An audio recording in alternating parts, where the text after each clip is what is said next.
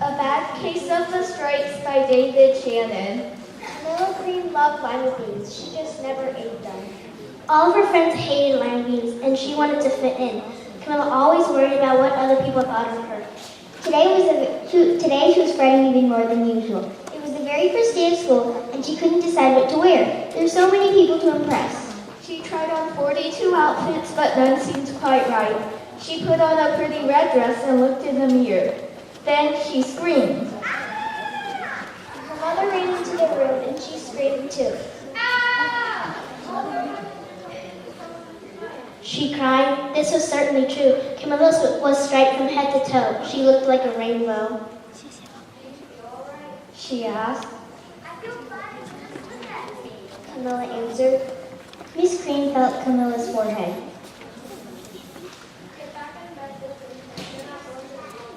Her mother ordered. Camilla was relieved. She didn't want to miss the first day of school, but she was afraid of what the other kids would say, and she had no idea what to wear with those crazy stripes. That afternoon, Dr. Bumble came to examine Camilla. Most extraordinary. I've never seen anything like it. Are you going to be talking, sneezing, windows, paying, eggs, chills, He asked. Camilla told him. Well, then I don't see any reason why the church was full. Disappointment that should get rid of those stripes. That's what she says. Because it doesn't. You know where. Dr. Bumble said, turning to his cream, and off he went. The next day at school was a disaster. Everyone at school laughed at her. Everyone, they called her Night of the Living Lollipop and Camilla Crayon.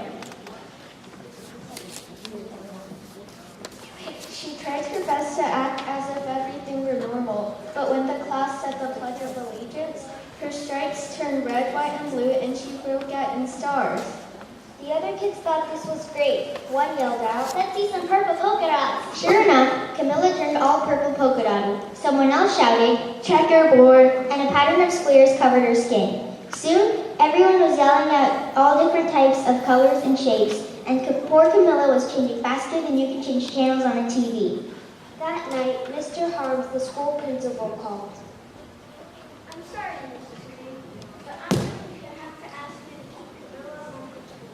She's just too much of a distraction. I've been getting phone calls from the other parents. They're afraid those stripes may be taken. He said. Camilla was so embarrassed. She couldn't believe that 2 days ago everyone liked her. Now nobody wants to be in the same room with her. Her mother tried to make her feel better. She asked. She sighed. What she really wanted was a nice plate of lima beans, but she had been laughed at enough for one day. I see. I think I'll have to bring in the specialist. We'll be right over. Dr. Bumble said to Miss Cream on the phone. About an hour later, he arrived with 3 people in long white coats. He introduced them to the Creams. Then the specialists went to work on Camilla. They squeezed and jabbed, tapped, and tested. It was very uncomfortable. Replied the specialist. Try these. Take one of these before bed.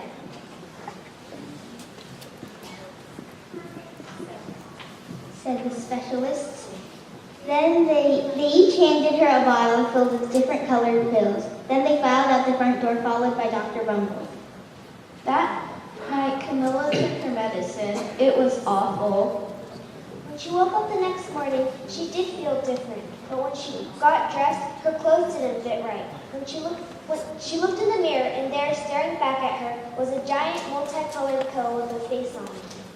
Dr. Bumble rushed over as soon as Mrs. Cream called, but this time, instead of the specialist, he brought the experts.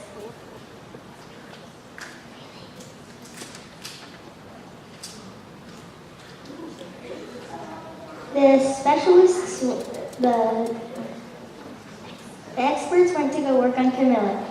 They squeezed and jabbed, tested, they picked and prodded, and it was very uncomfortable.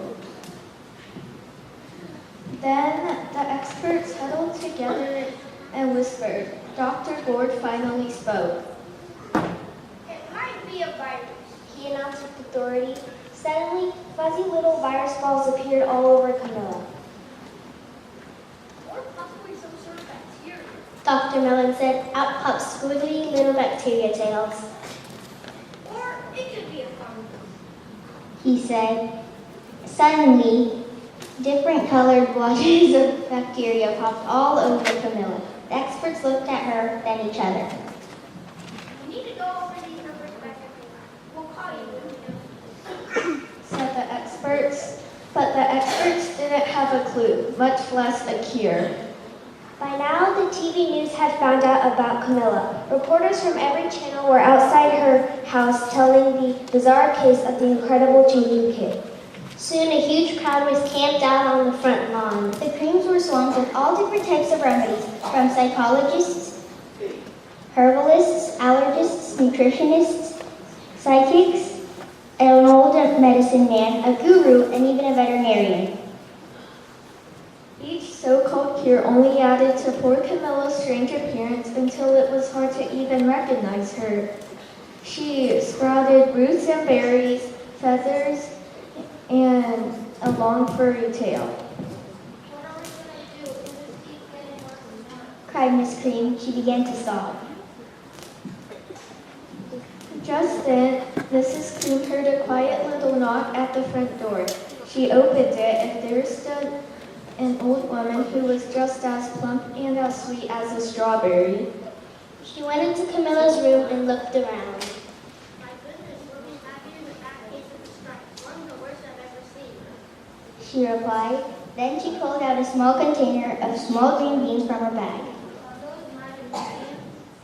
Asked Mrs. Cream. The old woman replied, Oh my, no, there's no such thing. These are just plain old vitamins. I'll bet you'd want some, wouldn't you? She asked Camilla. Camilla wanted a big, heaping plate full of lima beans more than just about anything, but was still too afraid to admit it. She said, Yeah, no one likes vitamins, especially me.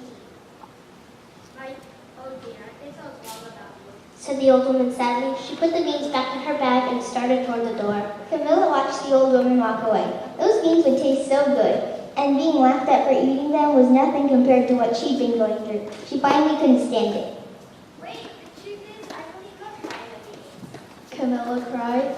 The old woman smiled, popping a handful of beans into Camilla's mouth. I thought so. Said Camilla. Suddenly the branches, feathers, and squiggly tails began to disappear. Then the whole room swirled around, and when it stopped, there stood Camilla, and everything was back to normal. She shouted. The old woman said. Yes, I knew that you been there somewhere. She patted Camilla on the head and then just vanished into the crowd. Afterward, Camilla wasn't quite the same. Some of the kids at school said she was weird, but she didn't care one bit. She ate all the lima beans she wanted, and she never had even a touch of stripes again.